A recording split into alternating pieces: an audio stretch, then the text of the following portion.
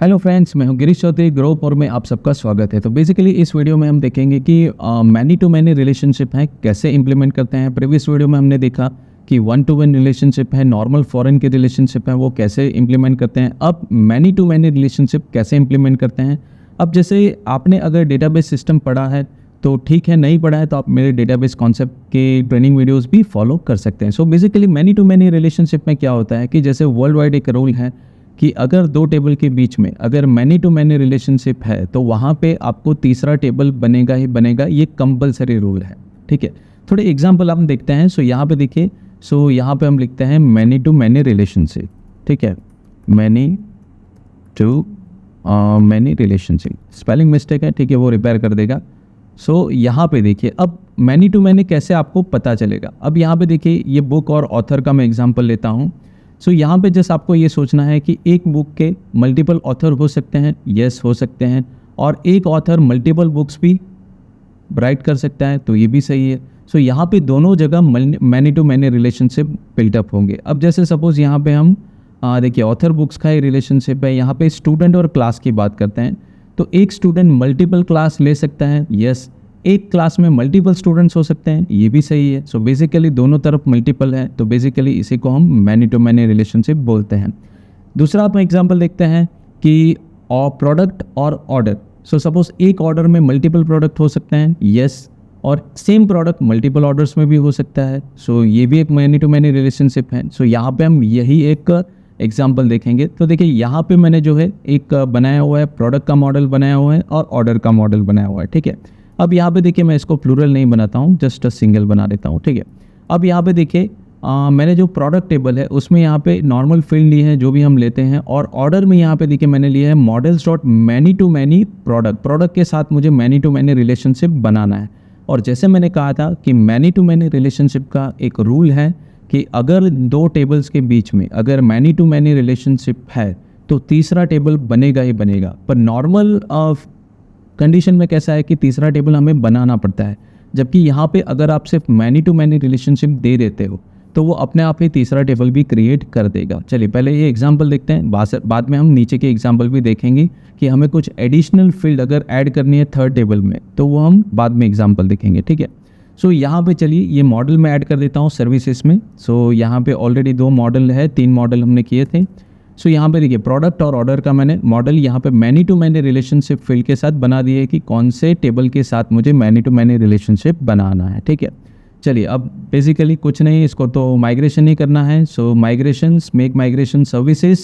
सो यहाँ पे ये देखिए तीसरी फाइल यहाँ पे बन जाएगी थोड़ी देर में, तो ये देखिए आ गया, और यहाँ पे जो भी बनाना है वो सारी चीज़ें यहाँ पे आ गया। जो प्रीवियस मॉडल है उसको छेड़ेगा नहीं क्योंकि उसमें हमने कोई चेंजेस नहीं किया है। ठीक है, अब यहाँ पे हमें सिर्फ माइग्रेट करना है, तो यहाँ पे हम माइग्रेट करेंगे सर्विसेज को। So now add. सो ये देखिए ये टेबल्स बन गए। अब देखते हैं कि डेटाबेस में इसके क्या इम्पैक्ट हैं। तो यहाँ पे चलिए हम देखते हैं। तो यहाँ पे तीसरा टेबल देखिए कि अपने आप बन गया होगा, तो ये एक इम्पॉर्टेंट चीज़ है, आपको ध्यान में रहे। तो यहाँ पे देखिए सर्विस ऑर्डर, सर्विस प्रोडक्ट, और बीच में ये देखिए तीसरा टेबल भी बन गया ऑर्डर अंडरस्कोर प्रोडक्ट्स। ठीक है, सो ये बेसिकली प्लस पॉइंट आपको ध्यान रखना है कि अगर आप direct many to many relationship develop करते हैं और असाइन करते हैं इन जेंगो तो वो तीसरा टेबल आपको बनाने की ज़रूरत नहीं है। पर तीसरे टेबल में आप देखिए तो इसकी प्राइमरी की ही दोनों की ऑर्डर आईडी और प्रोडक्ट आईडी ही ऐड होगी। अब यहाँ पे इश्यू क्या है वो देखिए कि यहाँ पे इश्यू ये है कि सपोज़ यहाँ पे चलिए एक ऑर्डर में प्रोडक्ट है पर मुझे क्वांटिटी ऐड करनी है, प्राइस रेट ऐड करना है, तो ये मैं यहाँ पे नहीं, देखिए ये फील्ड इसमें कॉमन बन गया है। तो अब मुझे तीसरे टेबल रखना है और उसमें एडिशनल फील्ड पे ऐड करनी है, तो वो कैसे कर सकते हैं, तो वो भी हम देखते हैं। सो सपोज़ यहाँ पे सबसे पहले देखिए इस ट्यूटोरियल में नीचे भी देखिए तो देखिए विथ मैनुअल प्राइमरी की एंड थर्ड टेबल। तो ठीक है, मैनुअल प्राइमरी की आप दे सकते हैं, वो आपने सीखा हुआ है ऑलरेडी। ठीक है, अब यहाँ पे देखिए मैंने तीसरा टेबल बनाया है ऑर्डर प्रोडक्ट जो ऑलरेडी बना हुआ है, पर ठीक है मैं दूसरे नाम से बना रहा हूँ। अब ऑर्डर प्रोडक्ट है तो यहाँ पे देखिए मॉडल डॉट फॉरेन की, मैंने ऑर्डर को फॉरेन की दे दिया है यहाँ पे, तो यहाँ पे जस्ट मैं इसको हटा देता हूँ ऑर्डर एंड प्रोडक्ट। तो यहाँ पे देखिए तीसरे टेबल को जो मॉडल्स हैं उसको मैंने बना दिया है। अब यहाँ पे इस तरह से भी आप दे सकते हो, ठीक है, और ऊपर की तरफ भी आप दे सकते हो। देखिए यहाँ पे हमने जो बनाया है यही सेम है, पर यहाँ पे हमने मैनी टू मैनी कीवर्ड नीचे यूज़ किया है। देखिए ऑर्डर में और यहाँ पे थर्ड टेबल भी अपने आप बना दिया है। तो बेसिकली ये सबसे पहले चेक करेगा कि थर्ड टेबल बना हुआ है कि नहीं। अगर बना हुआ है तो उसी को एज अ रेफरेंस के हिसाब से वो ले लेगा और इसी नाम से वो टेबल बनाएगा। जैसे ये ऑर्डर प्रोडक्ट है उसी नाम से ही बनाएगा। सो बेसिकली इस तरह से भी दे सकते हो। तो इसका बेनिफिट्स ये होता है कि यहाँ पे अगर आपको कोई एडिशनल फील्ड ऐड करनी है तो भी आप कर सकते हो। जैसे कि यहाँ पे देखिए नीचे मैंने एडिशनल फील्ड यहाँ पे देखिए ऑर्डर प्रोडक्ट में मैंने ऐड की है क्वांटिटी, ठीक है। यहाँ पे ऊपर की तरह ये देखिए फॉरेन की यूज़ किया है। यहाँ पे भी देखिए ऑर्डर में तो ऑर्डर डेट ही है, तो ऑर्डर में तो जनरली मुझे यहाँ पे कस्टमर आईडी ये सब रखना है, पर कस्टमर आईडी अभी हमने टेबल लिया नहीं है तो फॉरेन की ज़रूरत नहीं है। सो यहाँ पे देखिए प्रोडक्ट मैंने लिया है और ऑर्डर लिया है और ऑर्डर प्रोडक्ट लिया है। तो आप इसको किसी भी फॉर्मेट में रख सकते हो। ऐसा नहीं कि आपको यही रखना है या ऑर्डर पहले रखना है या प्रोडक्ट बाद में रखना है, ऐसा कोई इश्यू नहीं है इसमें। तो इसमें आप ऑर्डर पहले रख सकते हो या प्रोडक्ट पहले रख सकते हो। मॉडल ये आपकी चॉइस है कि आपको कैसे बनाना है। सो यहाँ पे देखिए ऑर्डर आईडी तो ऑटोमेटिक है, ऑर्डर डेट ही मैंने लिया है और कुछ नहीं लिया है, ठीक है। अब इस ऑर्डर में कितने प्रोडक्ट आएंगे वो ऑर्डर प्रोडक्ट में आएगा, पर प्रोडक्ट टेबल में भी उसकी अपनी अपनी फील्ड है। मेन है ये ऑर्डर प्रोडक्ट जो थर्ड टेबल बनता है। तो यहाँ पे देखिए मैंने ऑर्डर लिया है, फॉरेन की बना दिया है, प्रोडक्ट लिया है, फॉरेन की बना दिया है और क्वांटिटी लिया है। अब यहाँ पे देखिए आप कहीं पे भी मैनी टू मैनी मैंने यूज़ नहीं किया है। तो बेसिकली आप इतने तरीके से many to many relationship develop कर सकते हो। देखिए यहाँ पे मैंने जो ऑर्डर टेबल में है many to many relationship develop किया है कि जो ये नया टेबल है उसके थ्रू बनना चाहिए ये रिलेशनशिप। तो इस तरह से भी दे सकते हैं। मुझे ये देने की झंझट में नहीं पड़ना है तो आपको direct without many to many keyword से वगैरह भी आप यहाँ पे दे सकते हैं, सिंपल है। सो चलिए पहले इसको हम ट्राई करते हैं कि ये क्या क्रिएट करता है। तो सबसे पहले इसी को हम यहाँ पे कॉपी पेस्ट कर देते हैं। पर यहाँ पे देखिए ऑलरेडी ये मॉडल्स बने हुए हैं प्रोडक्ट और ऑर्डर के, तो ये हम पहले डिलीट कर देंगे। अब डिलीट करेंगे तो रीसेट विसेट करने की हमें ज़रूरत नहीं है। सो कैसे करेंगे वो भी हम देखते हैं। सो यहाँ पे देखिए ऑर्डर यहाँ पे नीचे है तो इसको हम पहले ऊपर बना देते हैं। तो ये आपको थोड़ा ध्यान रखना है, ठीक है, क्योंकि उसको मिलेगा नहीं तो वो ढूंढेगा कैसे। देखिए ऑर्डर प्रोडक्ट, अब यहाँ पे ये इशू आ रहा है कि ऑर्डर प्रोडक्ट को कैसे ढूंढोगे। सो ये भी एक इशू है। सो यहाँ पे कैसा है कि मैनी टू मैनी अगर आप ये नहीं रखते हो तो भी चलेगा। क्यों? क्योंकि ऑलरेडी आपने फॉरेन की दी हुई है तो इस फील्ड की आपको ज़रूरत नहीं पड़ने वाली है। तो ये फील्ड ना रखो तो भी आपका ये चलेगा। कस्टमर आईडी अभी हमें ज़रूरत नहीं है तो ये भी चलेगा। सो इतनी फील्ड इंपॉर्टेंट है कि चलिए आईडी ऑर्डर्स ले लिया और यहाँ पे हमने फॉरेन की दे दिया। तो बेसिकली यहाँ पे आप देख सकते हो तो ये दो फील्ड की ज़रूरत नहीं है अगर मैनी टू मैनी रिलेशनशिप है तो, ठीक है। सो इतनी आसानी से आप बना सकते हो। नीचे भी एग्जांपल मैंने वही दिया हुआ है कि आप ऑर्डर दीजिए, प्रोडक्ट दीजिए और यहाँ पे फॉरेन की अप्लाई कर दीजिए तो हो जाएगा, ठीक है। यही सेम एग्जांपल आपको यूज़ करना है।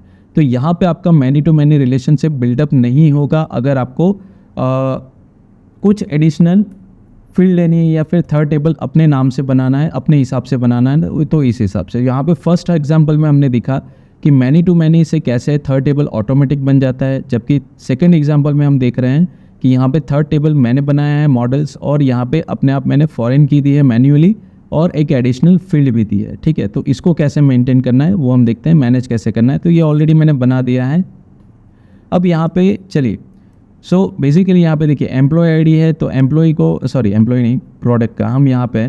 सो बेसिकली अब यहाँ पे पहले मैंने चाहता हूँ कि जो प्रोडक्ट टेबल बना है, ऑर्डर टेबल बना है, उससे रिलेटेड प्रोडक्ट अंडरस्कोर ऑर्डर या जो भी टेबल बना है वो डिलीट होना चाहिए। तो उसके लिए रीसेट ये सब करने की ज़रूरत नहीं है। तो उसके लिए एक शॉर्टकट मैं आपको बताता हूँ, देखिए।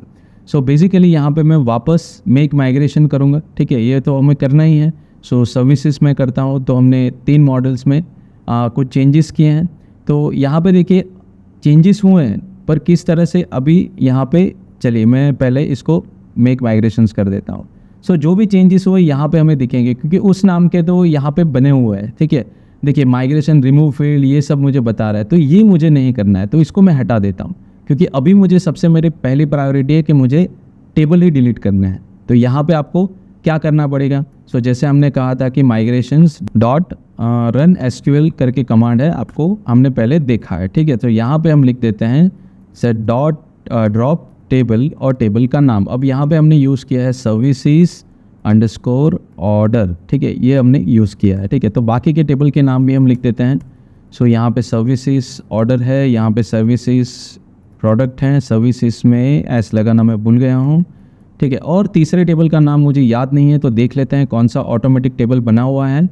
सो यहाँ पे तीसरा टेबल सर्विसेज तो डेफिनेटली प्रीफिक्स है, ये देखिए ऑर्डर अंडरस्कोर प्रोडक्ट्स, ठीक है, ये देखिए ऑर्डर अंडरस्कोर प्रोडक्ट्स, तो इसको भी हम ले लेते हैं। सो यहाँ पे चलिए हम लिखते हैं दैट ऑर्डर अंडरस्कोर प्रोडक्ट्स, ठीक है। तो देखिए माइग्रेशन की फाइल तो हमने की है, पर जनरली कैसा है कि जो चेंजेस हमने अपने हिसाब से किए हैं, जो प्रीवियस उसने चेंजेस है उसको हमने इग्नोर कर दिया है, क्योंकि ये पहले होना चाहिए, डिलीट हो जाना चाहिए, उसके बाद हमें नया मॉडल्स बनाना है, तो फिर से माइग्रेट करेंगे। तो यहाँ पे हम अब लिखेंगे माइग्रेट सर्विसेज, ठीक है। सो ये देखिए, सो यहाँ पे अगर देखिए ये सारे टेबल्स यहाँ पे डिलीट हो गए होंगे, वापस एक बार चेक कर लेते हैं। सो ये देखिए, सो बार बार रीसेट करने की ज़रूरत नहीं है, ज़रूरत हो तो ही रीसेट कीजिए, नहीं तो वो प्रॉब्लम्स हो जाएगा। ये देखिए सर्विसेज के जो प्रोडक्ट रिलेटेड ऑर्डर रिलेटेड है वो टेबल डिलीट हो गए हैं।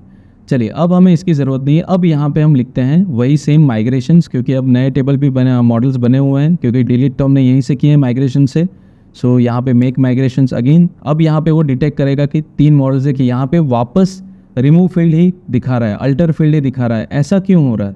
सो ऐसा इसलिए हो रहा है कि हमने टेबल भले ही डिलीट कर दी है, पर बेसिकली जो मेक माइग्रेशंस में है, जो माइग्रेशन टेबल में है, वहाँ पे फील्ड अभी भी रहेगा। तो जैसे मैंने कहा था कि वहाँ पे आपको रिकॉर्ड डिलीट करना पड़ेगा, तो वो एक इशू भी यहाँ पे है। तो चलिए पहले SQLite 3 में हम जाते हैं, और यहाँ पे जो भी माइग्रेशंस टेबल है तो उसको हम देखते हैं। तो यहाँ पे देखिए कि जेंगो माइग्रेशंस, तो यहाँ पे ये सारे टेबल है सर्विसेज रिलेटेड। तो मुझे ये सर्विसेज रिलेटेड है वही रिकॉर्ड डिलीट करने हैं और नहीं डिलीट करने हैं, ठीक है। तो उसको हम पहले डिलीट कर देते हैं। तो बाकी के ऐसे डिलीट मत कीजिए, ज़रूरत है वही। तो आपको ये देखना भी आना चाहिए कि कौन से एक्चुअली मुझे डिलीट करने हैं, तभी ये प्रॉपरली काम करेगा, अदरवाइज नहीं काम करेगा, ठीक है। सो चलिए इसको क्वेरी एडिटर में जाते हैं, और यहाँ पे मैं लिखता हूँ डिलीट फ्रॉम जेंगो माइग्रेशन। अब मुझे यही रिकॉर्ड डिलीट करना है, तो उसका जो फील्ड का नाम है देखिए ऐप है, ठीक है। तो यहाँ पे मैं लिखूँगा कि वेयर ऐप लाइक स्ट्रिंग है, तो यहाँ पे मैं लिखूँगा कि सर्विसेज, मतलब सर्विसेज रिलेटेड जितने रिकॉर्ड्स हैं वही डिलीट होने चाहिए, ठीक है। तो यहाँ पे मैं इसको रन करता हूँ। सो ये देखिए आप लाइव देख पाएंगे, तो सर्विस से रिलेटेड रिकॉर्ड डिलीट हो गए, तो हमें यहाँ पे अब इश्यू नहीं होगा। सो जस्ट क्लोज इट, और यहाँ पे हम निकाल देते हैं। अब यहाँ पे प्रॉब्लम एक हो सकता है कि जो एम्प्लॉयज़ के वो भी वापस बनेंगे, तो वो ऑलरेडी टेबल बने हुए हैं, ठीक है। सो उसको भी हम यहाँ पे प्रॉब्लम्स खड़ी कर सकते हैं। तो चलिए एम्प्लॉयज़ जो मॉडल्स हैं इसको भी हम डिलीट कर देते हैं, अभी ज़रूरत नहीं है, जब आएगा तब हम फिर से बना लेंगे, ठीक है। सो चलिए इसको भी हम निकाल देते हैं। अब इसको निकाला तो टेबल ऑलरेडी वहाँ पे डेटाबेस में भी है, तो वहाँ से भी हम डिलीट कर देते हैं, क्योंकि यहाँ से निकाला तो वहाँ से भी निकालना ज़रूरी है, ठीक है। सो यहाँ पे चलिए इस फाइल को हम पहले मैं डिलीट कर देता हूँ, और यहाँ पे इसी फाइल में उसी फोल्डर का एम्प्लॉयज़ के टेबल का नाम लिख देता हूँ। तो वापस एम्प्लॉय, और यहाँ पे एम्प्लॉई डिटेल्स, ठीक है। एक बार वापस कंफर्म कर लेते हैं कौन सा टेबल है। So services, employees, employ details और एम्प्लॉय क्वालिफिकेशन, ठीक है, एम्प्लॉय क्वालिफिकेशन है। चलिए कोई बात नहीं। सो यहाँ पे हम इसको लिख देते हैं एम्प्लॉय क्वालिफिकेशन, एम्प्लॉय क्वालिफिकेशन। चलिए इसको अब माइग्रेट करते हैं, क्योंकि यहाँ पे हमने चेंज किया है, तो वापस एक बार माइग्रेट करते हैं, क्योंकि यही चीज़ डिलीट होनी चाहिए। सो ये देखिए इशू हो रहा है, क्योंकि वहाँ पे उसको पहले के जो रिकॉर्ड है वो मिल नहीं रहे हैं। तो कोई बात नहीं, अभी इसमें हम नहीं पढ़ते हैं, तो इसको हम जस्ट चारों फाइल को डिलीट कर देते हैं, और टेबल्स भी मैन्युअली डिलीट कर देते हैं, या फिर रहने देते हैं। अभी हमें उसकी ज़रूरत भी नहीं है, तो और कोई एरर देगा भी नहीं, तो अभी तो फ़िलहाल रहने दीजिए, ठीक है। सो चलिए, तो ये जो मॉडल हैं जो हमने बनाए हैं उसको सिर्फ हम कमेंट कर देते हैं। सो अभी इसकी ज़रूरत नहीं है, जब होगा तब हम देखेंगे। तो चलिए अब इसको हमें देखना है। सो बेसिकली सबसे पहले मैं रीसेट कर देता हूँ। सो सर्विसेज है, तो यहाँ पे भी आप एम्प्टी लिख सकते हैं, और मेक माइग्रेशन के बाद भी लिख सकते हैं। तो यहाँ पे चलिए, तो सबसे पहले यहाँ पे मेरा रीसेट एंट्री बन जाएगा, ये देखिए। अब यहाँ पे इसको मैं मेक माइग्रेशंस करूँगा, तो जो हम रेगुलर करते हैं। अब देखिए यहाँ पे तीनों वो डिटेक्ट कर लेगा वापस, और यहाँ पे जस्ट मैं माइग्रेट, सो ये तीनों अपने आप बना देगा। देखिए वो हो गया। अब वापस ट्राई करते हैं, देखते हैं।